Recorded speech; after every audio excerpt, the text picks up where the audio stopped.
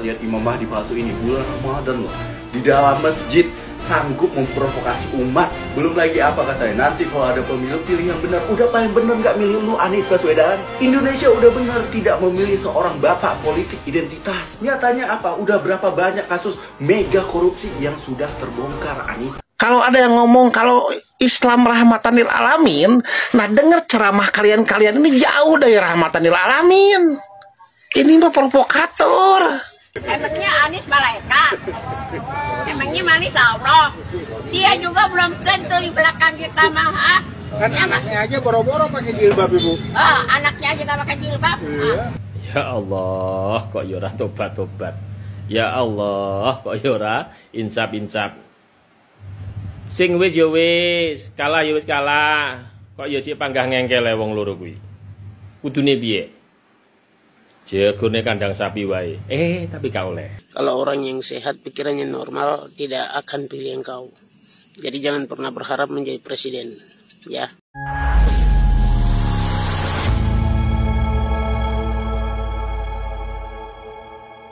Assalamualaikum warahmatullahi wabarakatuh. Saudara-saudaraku sebangsa dan setanah air, dimanapun kalian berada, semoga kalian selalu dalam kondisi sehat walafiat. Berjumpa lagi dengan saya di Gaspol Update. Kami bukanlah buzzer pihak manapun, kami hanya menyajikan keputusan ada di tangan Anda. Teman-teman, ini ada video yang menurut saya cukup menarik, yakni tentang Abah dan Pak Uban yang terus dirujak oleh banyak neti ya. Pasalnya tidak hanya melakukan ceramah di Masjid Universitas UGM saja ya yang bersifat provokatif, tapi baru-baru ini yang bersangkutan juga berceramah ya di Masjid Universitas ITB kalau nggak salah ya.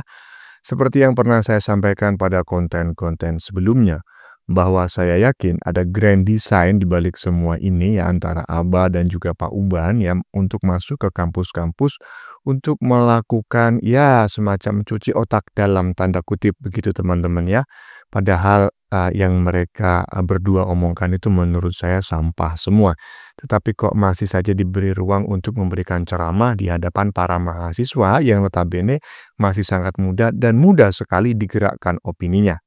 Bukankah seharusnya yang layak memberikan ceramah adalah pihak yang menang kan begitu? Dua orang ini kan orang-orang yang kalah ya, kok malah pihak yang kalah yang diberi kesempatan ya atau diundang untuk memberikan ceramah. Kasihan mahasiswanya kan? Iyalah. Nah, bagaimanakah videonya dan bagaimanakah respon netizen? Mari kita tonton bersama, kemudian mari kita komentari bersama di bagian akhir video. Ini dia. Lihat Imam Mahdi palsu ini. Bulan Ramadan loh, di dalam masjid sanggup memprovokasi umat. Belum lagi apa katanya, nanti kalau ada pemilu pilih yang benar. Udah paling benar nggak milih lu Anies Baswedan? Indonesia udah benar tidak memilih seorang bapak politik identitas. Nyatanya apa? Udah berapa banyak kasus mega korupsi yang sudah terbongkar, Anies? Iya, sangat pedas sekali teman-teman ya. Influencer barusan ya, kalau nggak salah bernama Ali Hamzah menyindir Abah ya usai diduga senggol pemerintah saat ya isi ceramah di Masjid UGM. Dan bagaimanakah komentarnya secara utuh? Nah, berikut ini akan kami sajikan. Ini dia. Bukan karena efisiensi ya? Bukan ya? Iya nih, di efisiensi biar nggak ada celah buat kalian untuk bikin kayak gini rongsokan di ibu kota ya dengan harga 0,5 M.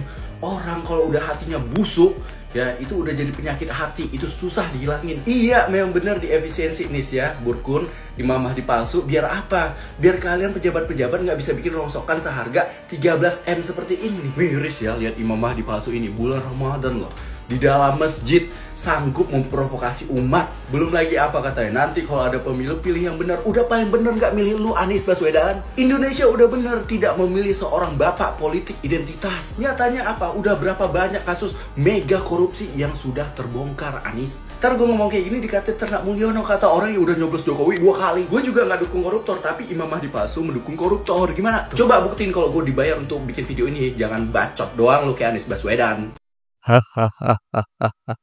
Iya, kalau menurut saya sih barusan bukan komentar, bukan ceramah yang dilakukan oleh Abah di Masjid Ugem ya, melainkan ceramah yang dilakukan di Masjid Salman ITB kalau tidak salah ya, yaitu membahas tentang remang-remang dan efisiensi, dan sangat menohok sekali apa yang disampaikan oleh influencer barusan ya kan, Imam Mahdi palsu katanya. Sudah tepat ya, warga negara Indonesia, rakyat Indonesia tidak memilih presiden pada saat Pilpres 2024 kemarin ya, 2024 kemarin ya, dengan tidak memilih Imam Mahdi palsu. Keren ya, mantap. Lanjut. Ya, saya serius. Karena ini masjid untuk ibadah. Niat kita kesini untuk ibadah, bukan yang lain. Kalau mau politik di luar. Ingat ya, saya ingin semua diikhlaskan oleh Allah, sehingga siapapun yang terpilih Allah tetapkan diberikan hidayah oleh Allah Subhanahu wa Ta'ala. Ya, saya tidak mengerti apakah Ustadz barusan ini menyindir secara langsung gitu ya, maksudnya secara to the point menyindir Abah, ataukah sebetulnya ini berbicara secara umum, nah, kemudian oleh netizen videonya dihubung-hubungkan ya dengan ceramahnya Abah karena dianggap relate. Nah, saya tidak paham, mungkin teman-teman yang paham silakan tulis di kolom komentar, apakah Pak Ustadz ini memang benar-benar ya menyindir Abah ataukah tidak. Lanjut. Milih Anies masuk neraka. Ya, emangnya Anies malaikat? Emangnya Anies Allah? Dia juga belum tentu di belakang kita mah. Kan ya, anaknya aja boro-boro pakai jilbab, Ibu. Anaknya aja gak pakai jilbab. Iya. Nih, masalah surga dan neraka hanya Allah yang tahu. Barangkali jangan salah, Prabowo kan haji. Jangan merasa dia paling hebat. Jangan jual-belikan agama. Kita capres-capres aja. Nasional. Tadi viralin. Nah, gitu. Indonesia aku maju. Gitu aja ya nggak? Sekarang berubah. Apa yang dirubah? Purwakarta ya Purwakarta aja, nggak bisa ada jadi yang lain-lain. Harus maju, bukan dirubah, dimajukan, ya nggak? Sekarang kalau berubah emangnya memudahkan membalik tangan, ya membuat Kalimantan aja berapa. Keren sekali jawabannya mama barusan ya kan, pas lagi mau beli air mineral ibu-ibu pedagang lagi kampanye. Mending lah ya kan ibu-ibu pedagang lagi kampanye daripada ya kan menghadiri undangan misalnya para mahasiswa, para siswa SMA, kan nggak hanya mahasiswa ya yang kemarin diundang di sebuah universitas di Yogyakarta itu. Ternyata begitu datang yang hadir ya kan yang berceramah adalah Abah. Setelah itu Pak Uban, setelah itu Profesor Semaput ya kan. Waduh ya kan. Iyalah, saya sependapat dengan apa yang disampaikan oleh mama barusan. Emangnya Abah itu malaikat? Emangnya Abah itu Tuhan? Emangnya Abah itu Allah? Ya enggak lah, ya kan, orang dirinya aja masih belum benar, ya kan? Iya, anaknya aja masih enggak pakai jilbab, ya kan? Iya. Jadi nggak usah lah sok-sokan jual-jual agama. Nggak ada agama itu ngurusin yang gitu-gituan, ya kan? Jadi sebetulnya itu kepentingan pribadi aja yang ingin jadi pemimpin gitu aja. Jangan membawa-bawa nama agama lah, ya kan? Iya, lanjut. Assalamualaikum warahmatullahi wabarakatuh. Puasa kali ini diciderai, dilukai dengan adanya pidato politik di dalam masjid. Ya Allah, kok yora tobat-tobat. Ya Allah, kok yora insap-insap. Sing wis ya wis, kalah ya wis kalah. Kok ya cik panggah ngengkele wong loro kuwi. Kudune piye? Jegone kandang sapi wae. Tapi gak oleh. Ini hari puasa. Kita harus berbuat baik. Kita maafkan saja karena mau orang dua itu sedeng. Iya toh, wong edan masjid digawe ceramah politik. Astagfirullah. Ya, mudah-mudahan teman-teman bisa memahami apa yang disampaikan oleh netizen barusan ya, menggunakan bahasa Jawa. Dan kalau saya ulang dari awal sampai akhir ya kelamaan ya kan. Cuma di tengah-tengah agak di belakang tadi saya tertarik dengan pendapatnya bahwa yang enaknya piye gitu ya, enaknya gimana gitu dengan orang-orang ini ya kan. Nah, jegurnya kandang sapi aja ya. Maksudnya itu jebloskan ke kandang sapi aja. Aduh, janganlah ya kan. Kalau dijebloskan ke kandang sapi, kemudian terjadi banjir bandang kayak di Jakarta kemarin, nanti kasihan ya kan, kayak sapi-sapi kemarin banyak yang mati. Unto, kebo, kompak jadi kompor dan ngompor. Ya iyalah. Jadi unto dan kebo ini sejak 2024 kemarin ya, itu terjadi persilangan gitu ya. Dan saling kerja kelompok itulah ya kan, masa nggak tahu. Lanjut. Yang di sini tidak mengalami efisiensi, yang di sana mengalami efisiensi. Setelah kalah dari Pilpres, Anies ini kelakuannya sudah seperti Amin Rais, menjadi aktor pemecah belah bangsa ini. Orang seperti ini mau bermimpi menjadi pemimpin di masa depan itu tidak akan pernah terjadi. Orang Indonesia ini masih waras. Hanya orang gila yang bisa pilih engkau jadi presiden. Hanya ketum partai yang gila yang bisa mencalonkan engkau sebagai presiden. Kalau orang yang sehat, pikirannya normal, tidak akan pilih engkau. Jadi jangan pernah berharap menjadi presiden, ya. Dan kau kalau tidak salah punya gelar profesor, tapi kelakuan dan adabmu itu tidak menunjukkan bahwa kau seorang profesor. Anehnya kau bisa kampanye di masjid, ceramah sambil menjelekkan orang, menyindir orang, menjatuhkan orang pada saat kau ceramah di masjid. Otakmu itu taruh di mana, Nis? Heran saya. Sekarang kau itu hanya masyarakat biasa yang diatur oleh pemerintah. Jadi ikuti saja, berbuat baik saja. Kalau punya mimpi untuk menjadi pemimpin di masa depan, taburkan kebaikan. Masih ada 5 tahun dari sekarang untuk pemilihan presiden. Siapa tahu pada saat kau berbuat baik, orang ingat kebaikanmu, kau dipilih. Tapi kalau model begini jangan pernah berharap jadi presiden. Ya, menurut netizen barusan kurang lebih kalau saya simpulkan teman-teman ya. Jadi semenjak kalah Pilpres dan juga tidak berhasil mencalonkan diri lagi sebagai calon gubernur Jakarta, Abah ini sekarang menjadi Mbah Sengkuni gitu ya. Ya jadi suka memecah belah bangsa gitulah kurang lebih apa yang disampaikan oleh netizen barusan seperti itu. Tapi menurut saya bukan demikian. Jadi setelah Abah ini mencalonkan diri sebagai presiden ya, calon presiden nomor urut 1 dan gagal, kemudian ingin lagi maju sebagai calon gubernur Jakarta tapi nggak ada yang mengusung, habis itu Abah ini sedeng. Abah ini sedeng ya kan. Iya, jadi udah antara apa namanya ya. Ya macam orang sedeng gimana sih? Orang sedeng itu kan orang yang mengalami gangguan psikologi. Jadi dia kesana kemari curhat ya, menjelek-jelekan orang lain. Padahal sebetulnya itu bagian dari curhat. Aduh bah ya kan.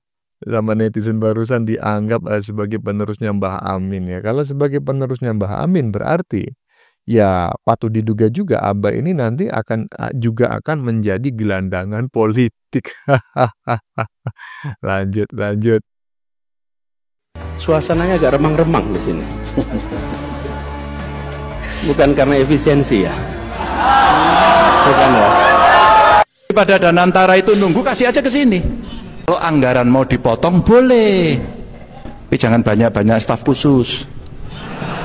Yang tepuk juga nggak dapat sepeda loh ini. Sebenarnya urat malunya di sebelah mana sih?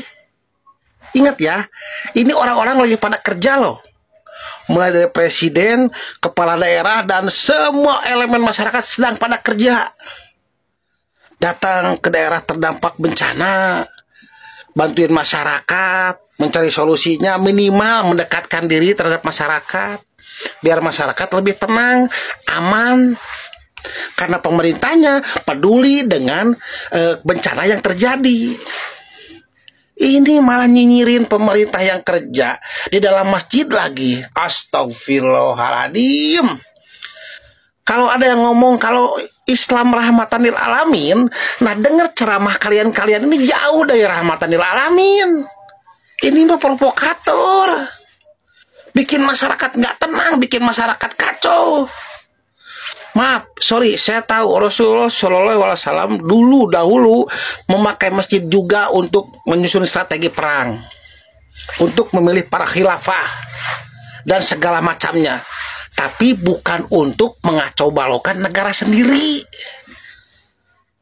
Kalau sudah jelas ya, kalian hari ini melihat Presiden Prabowo dan semua bawahannya melihat masyarakat yang sedang ada musibah, malah diem, malah hare-hare, cuek. Ya boleh ngomong gini, ini orang lagi pada kerja. Semuanya turun becek-becekan, kotor-kotoran.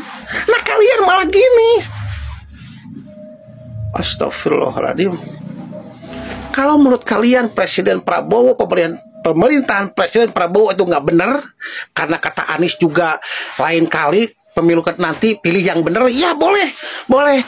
Persiapkan diri kalian agar mata kami melihat kalian itu adalah orang-orang yang benar akan memperjuangkan masyarakat Indonesia. Kalau Anda seperti ini, hanya sebagian kecil yang Anda wakilkan. Hanya sebagian kecil yang Anda wakili. Siapa? Orang-orang pembenci pemerintah hari ini.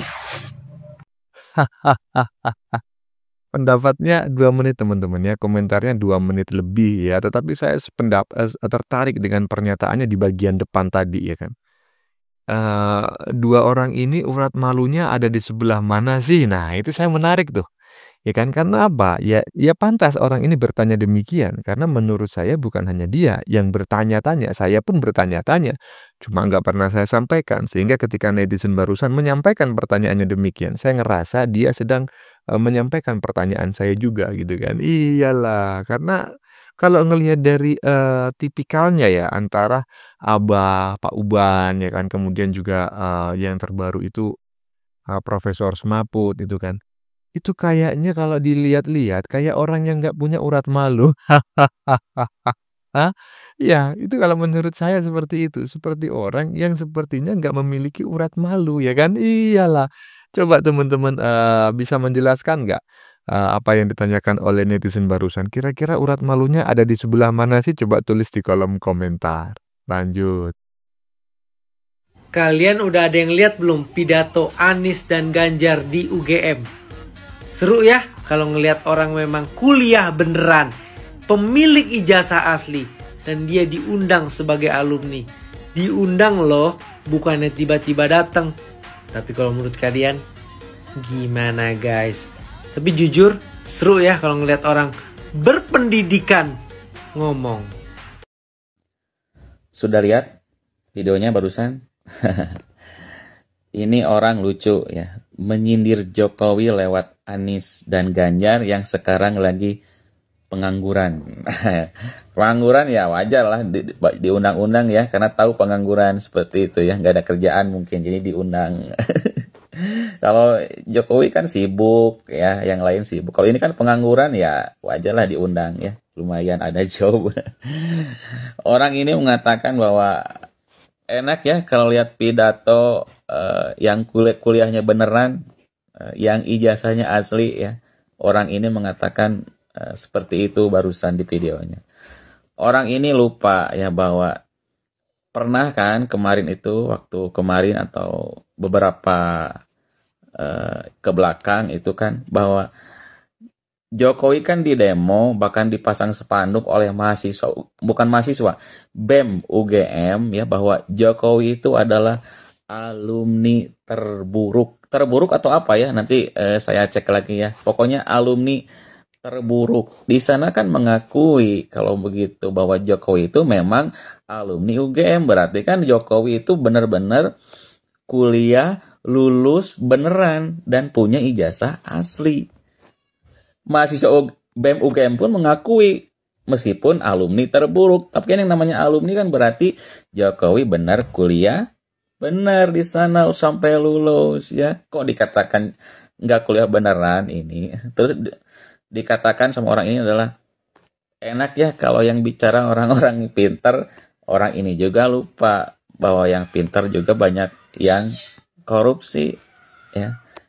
Tom Lembong itu orang pintar, doktor kalau tidak salah atau profesor, korupsi. Hasto itu dokter baru kemarin diangkat jadi dokter ya, korupsi juga ya. Korupsi orang pintar. Jadi jangan merendahkan orang yang tidak pintar ya. Seperti itu, oke. Lain kali kalau mau menyindir cek dulu ya data-data apa ya, cek dulu, jangan sampai memalukan diri sendiri. Oke? Iya, saya lebih tertarik untuk mengomentari video yang di Stitch teman-teman ya. Jadi video yang di bagian depan tadi yang dikomentari oleh netizen barusan ya. Tadi ada video seorang laki-laki berbaju merah ya yang kelihatan kepalanya aja. Dia menyampaikan bahwa ya kan inilah pidato gitu kan. Pidatonya orang yang benar-benar lulus kuliah lah. Kurang lebih seperti itu kalau nggak salah tadi ya. Coba saya dengerin lagi. Nah ya, jadi kurang lebih tadi itu ngomongnya begini. Kalian sudah dengar nggak gitu ya pidatonya dua orang di UGM gitu kan, di Universitas UGM gitu. Seru ya gini kalau dengerin dua orang yang benar-benar kuliah. Iya, memang seru ya kan. Menurutmu ya kan. Menurutmu itu bukan berarti sama dengan menurut orang kebanyakan, apalagi elu kaum 16% ya kan, RT 16, RT 24 ya kan. Bagi warga RW 58,2% ya kan. Itu pidatonya orang yang sedeng, orang yang mabuk kecubung ya kan, orang yang sakit hati, orang yang benci kemudian curhat ya karena nasibnya kurang beruntung mencalonkan diri sebagai presiden, dua-duanya gagal ya kan. Salah satunya mau mencalonkan diri lagi sebagai gubernur, nggak ada partai yang mau mengusung ya kan. Iya, jadi itu adalah pidatonya orang yang mengalami tekanan psikologis gitu loh. Lu pikir, ya kan, mencalonkan diri sebagai presiden itu nggak pakai modal. Mereka saat ini mengalami gangguan psikologi karena apa? Menanggung utang. Iya kan? Nggak ada tempat untuk curhatlah kepada mahasewa yang usianya baru seumur jagung gitu kan, yang nggak ngerti apa-apa ya. Orang-orang seperti itu mudah dibelokkan opininya gitu loh, ya kan? Iyalah, jadi itu pidatonya itu seru menurut kalian aja, menurut saya mah sama sekali nggak seru ya. Ya teman-teman, sudah kita saksikan bersama beberapa video yang sudah kami sajikan. Tadi di bagian depan kita lihat bersama video tentang pendapat neti yang menyebut bahwa tidak memilih Abah pada Pilpres lalu adalah sebuah keputusan yang tepat ya. Ini disampaikan oleh seorang influencer kalau nggak salah tadi bernama Ali siapa gitu, Ali Mahmud atau Ali siapa gitu influencernya ya. Intinya begitulah ya, itu adalah keputusan yang tepat. Justru nggak ngerti bagaimana jadinya jika Abah jadi presiden ya. Dan tadi juga ada emak-emak yang menyebut bahwa emangnya Abah malaikat, emangnya Abah Tuhan, emangnya Abah Allah. Mantap mak ya. Semakin kesini semakin banyak saja neti yang waras dan sependapat ya. Dan pendapat neti yang terakhir tadi ya sangat mengena sekali, yaitu Pak Uban dianggap agak punya urat malu ya. Iya. Di mana sih, di sebelah mana sih urat malunya orang ini ya kan? Iya, nggak punya urat malu dia. Oke teman-teman, konten yang baru saja kita saksikan ini adalah tentang Abah dan Pak Uban ya, yang terus dirujak oleh banyak neti. Pasalnya tidak hanya melakukan ceramah di Masjid Universitas UGM saja yang dianggap bersifat provokatif, tetapi juga berlanjut ke Masjid Salman kalau nggak salah di Universitas ITB Bandung ya. Seperti yang pernah saya sampaikan pada konten-konten sebelumnya, bahwa saya yakin ada grand design Abah dan Pak Uban ini untuk masuk ke kampus-kampus untuk melakukan cuci otak dalam tanda kutip ya. Padahal yang mereka berdua omongkan selama ceramah itu isinya sampah semua, isinya curhatan ya. Tapi yang heran adalah kok diberi ruang untuk memberikan ceramah ya. Bukankah seharusnya yang diberikan ruang untuk ceramah, diundang ya dalam tanda kutip misalnya ya, adalah pihak yang menang ya kan? Kok malah pihak yang kalah yang diundang? Apa yang bisa diberikan oleh pihak yang kalah? Pelajaran apa yang bisa diberikan oleh pihak yang kalah? Kan kasihan mahasiswanya ya kan? Mendengarkan ilmu, ilmu kalah ya kan? Iyalah. Bagaimana menurut kalian?